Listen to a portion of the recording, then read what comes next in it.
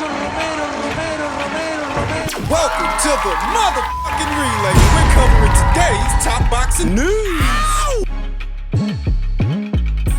Okay, we'll start with this. When it rains, it pours over at Top Rank as Top Rank stiffed quote-unquote fixer out of millions in pay, and now he's decided to file suit. Top Rank fixer Billy Keane makes wild allegations about the way the fight promotional company handled its relationship with ESPN. Former Top Rank fixer Billy Keane has sued the fight promotion and its president Todd DuBoef, claiming that they stiffed him on millions in promised pay and levied some wild allegations about how the company handled its relationship with ESPN Front Office Sports. Previously reported that ESPN recently informed Top Rank that it would not renew their rights deal. Top Rank has aired on ESPN since 2017, and its final event will be in late July. Top Rank was founded by legendary promoter Bob Arum in 1973, and Arum is 93 years old. Much of the day-to-day business is run by his stepson, DuBoef. Keane's suit describes himself as a quote-unquote fixer. What the hell is a fixer? Who was brought into Top Rank to serve the dual role of helping the promotion land fighters and managing the relationship with ESPN. Keane's lawsuit claims breach of contract, promissory fraud, and unjust enrichment. All of this coming out essentially means that Keane and Top Rank are well past the point of settling this amicably behind closed doors. The suit, which was filed in U.S. District Court, Central District of California, claims Keane has suffered material consequential damages in excess of $25 million. In 2021, emails indicating that DuBoef was attempting to effect a purse featuring top-ranked fighter Teofimo Lopez by stifling other competing bids leaked in The Athletic. According to the suit, after this became public and Top Rank lost the bid to promote the Lopez fight,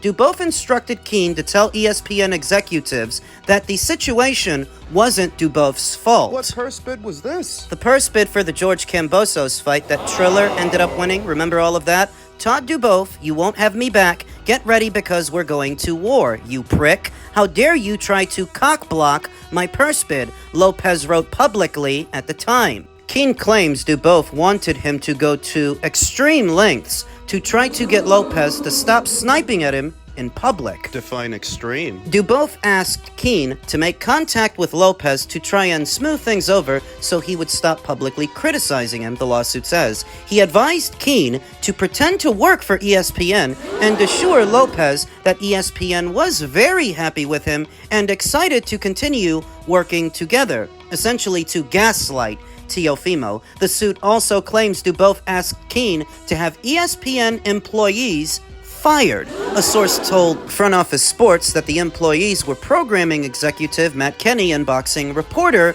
Mike Kopinger, who wrote the story at The Athletic that incensed Lopez before joining ESPN. The suit says Top Rank's deal with ESPN was worth about $90 million per year. One of the big fights that Keane said he helped to facilitate was the rematch between Tyson Fury and Deontay Wilder. Fury was managed by Daniel Kinahan, a promoter from Ireland with alleged mob ties, and Keane had to investigate this relationship as well as a partnership with Fox and Al Heyman's PBC on Wilder's side, plus getting ESPN to pony up millions more to support Fury's purse. When Keane discussed Kinahan's proposal with DuBoef provided very specific instructions, the suit says. He authorized Keane to move forward, but he admonished Keane that ESPN could not find out that Kinahan was involved. Because of Daniel Kinahan's alleged mob ties. According to DuBoef, the Irish press had reported that Kinahan was the head of a drug cartel, and if DuBoef were linked to Kinahan, ESPN might be forced to terminate their deal. At one point, the suit alleges, Fury had cold feet about the fight and wanted ESPN to guarantee his payment in the event of any chicanery from Top Rank. Kinahan ultimately stepped in and personally guaranteed Fury's purse, according to the lawsuit. Big-name fighters Keane recruited for Top Rank have included Fury and Amir Khan. The suit says Arum acknowledged Keane publicly for lending Khan and Fury Keen claims Arum lured him to join Top Rank by promising him 10% of the pay of any boxer he signed. This setup was ostensibly more appealing than managing fighters because Keen would no longer have to chase them for pay or negotiate his fees. DuBoef did ultimately ask Keen to reduce his fee to 5%, the suit alleges, and that Top Rank eventually stopped paying him altogether, which is how we got here. So you have to wonder if paying Keen what he wanted wouldn't have been a cheaper alternative than this, because this could get messy. Could get messy, it's already messy, and this guy's looking for $25 million. Keen came up in the boxing business through his affiliation with legendary trainer Freddie Roach and worked in Manny Pacquiao's camp. Keen later became a manager whose clients included Julio Cesar Chavez Jr.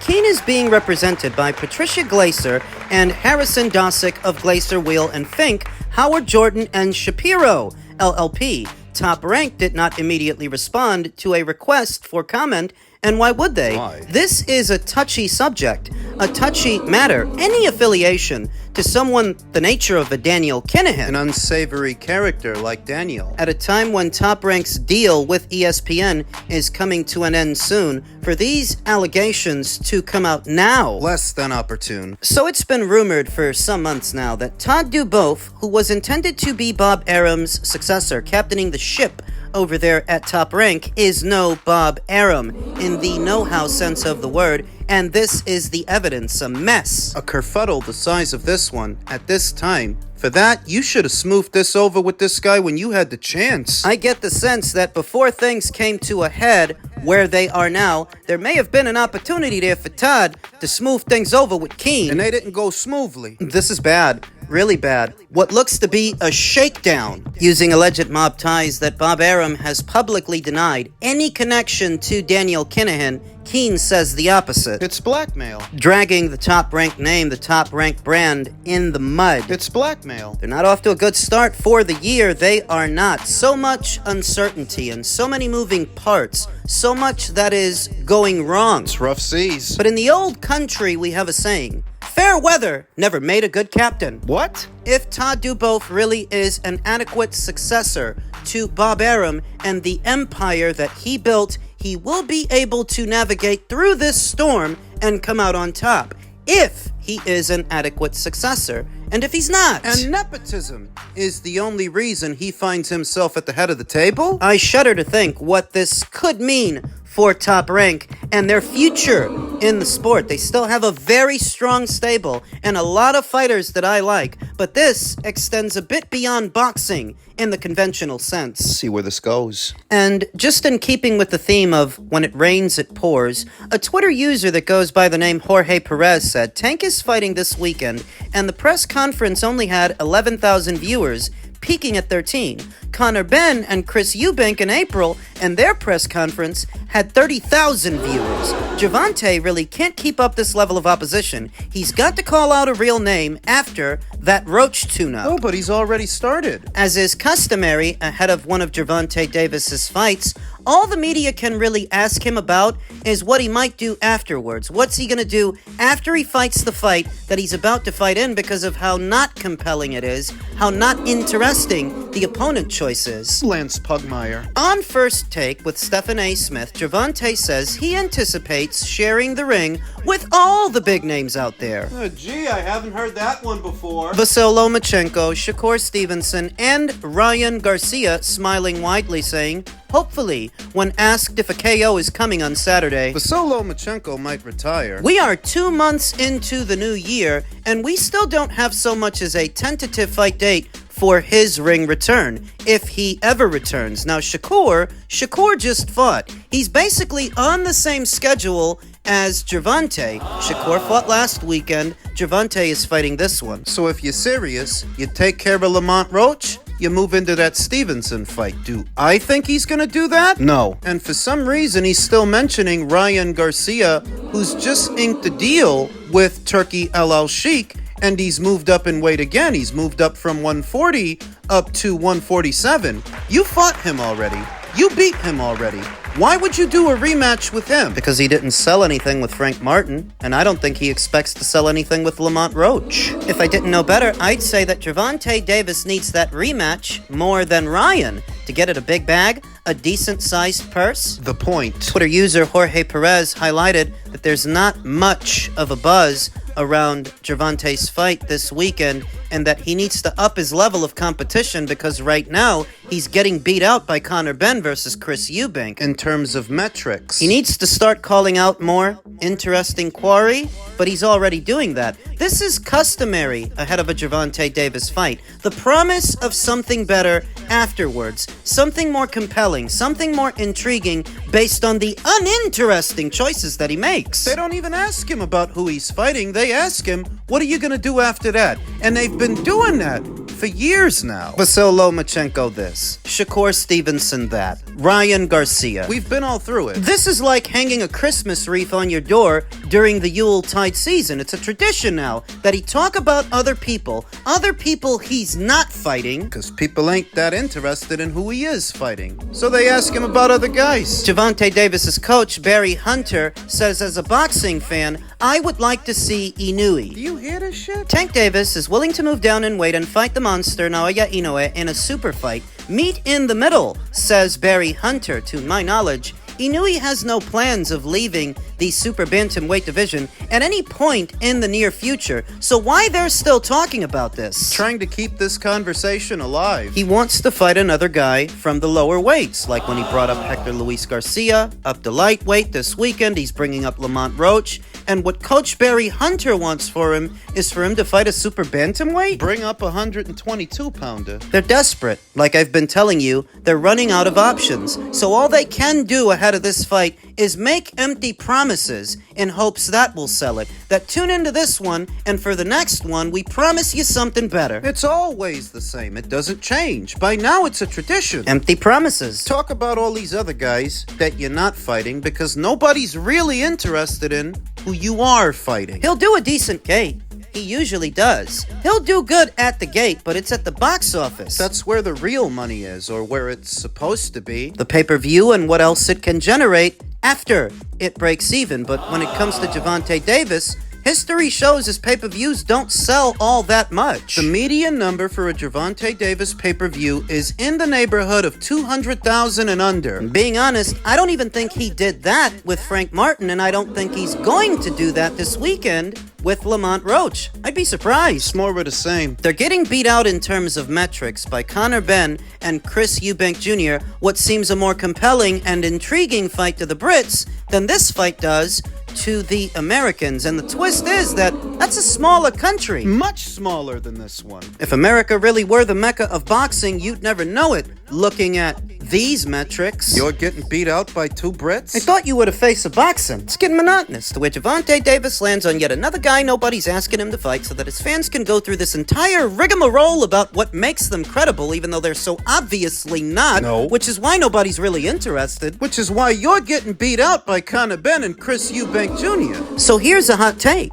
Conor Benn versus Chris Eubank Jr. is a bigger fight than the vast majority of Gervonta Davis's fights. It's bigger than the last one, and it's bigger than the next. It's getting harder and harder for you to keep up this charade. You better get out while the getting is good. Quit while you're ahead. I wouldn't mind it one bit if this Saturday were the last time we see Gervonta Davis in a boxing ring. Why don't you get the hell out of here? Go on, go away, retire. Go get more braids and leg tattoos. Go live your life.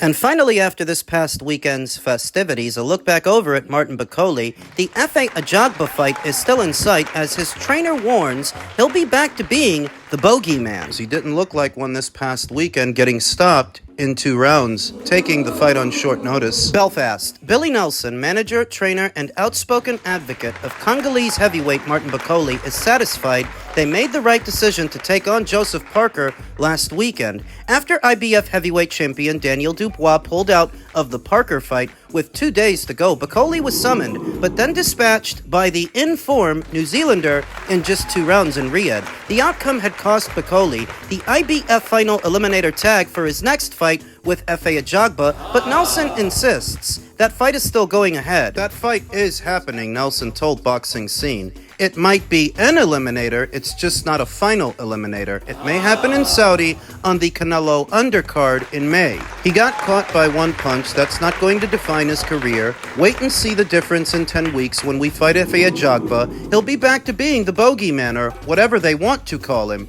But what he will do is he'll have a full camp for every fight he has from now on. It was a one-off, a huge risk, never paid off. There's high risk and low reward, and that was a high risk and a very high reward there. When you read between the lines, you know what he's talking about. He's talking about the money. It was a high reward that led to the decision of Team Bakole, and it is one Nelson has no regrets over. Listen, ultimately it's my boxer. I'm a manager as well. A boxer's career is a short window. They've got to maximize their earning potential. Martin got life-changing money. You see the money they're mentioning? Far greater than that. Approximations for what Martin got to stand in on short notice are anywhere in between $500,000 to $4 million. He got exceptionally good money for that fight, and it will do him and generations of his family with guarantees that we're still fighting Efe Ajagba in early May. It's my job. Martin secured his family's future. Would you not like to be in that position? Coming off of one massive payday and going right into another, is Nelson phased that the IBF stipulation will no longer be present? It's right, he admitted, of the sanctioning body's decision. Of course it's right. Rules are rules. You've got to abide by them. But let's not be a hypocrite with the words of a certain promoter. On Saturday morning, Parker versus Bakole was a great fight and a great replacement. On Sunday morning, it shouldn't have happened. You can't have it both ways. Addressing the criticisms the fight faced after it played out, It was. Joe Parker got hit a couple of times with uppercuts and body shots at Nelson. Joe's nose was bleeding and he started blinking. Joe Parker knows how good Martin is. They've sparred. And Joe knows how hard it is